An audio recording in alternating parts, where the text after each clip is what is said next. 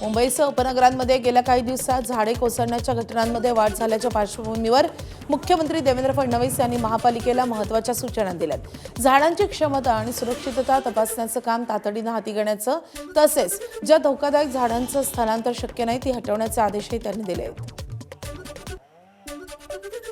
जी जुनी झाड आहे या जुन्या झाडांचं त्या ठिकाणी जी स्ट्रेंथ आहे, आता आर्बोरिकल्चरने ती आपल्याला जी स्ट्रेंथ आहे ती असेस करता येते।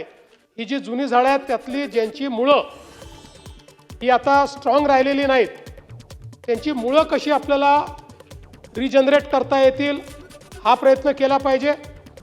आणि ती जर करता येणार नसतील तर त्या संदर्भात विहित पद्धतीचा उपयोग करून ती जी झाडं आहेत ती झाडं त्या ठिकाणी काढली पाहिजेत अशा पद्धतीनं सांगण्यात आलेलं आहे।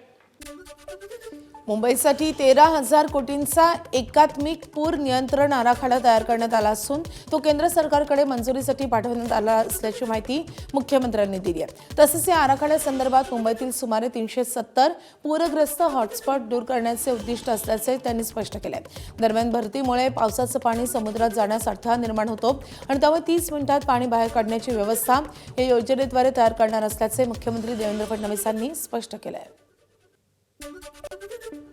मुंबई करता एकात्मिक पूर नियंत्रणाचा एक आराखडा 13,000 कोटी रुपयाचा आपण तयार केला आहे। हा आराखडा केंद्र सरकारला आपण सादर केलेला आहे। केंद्र सरकारच्या मान्यतेने या आराखड्याची अंमलबजावणी आपण सुरू करणार आहोत।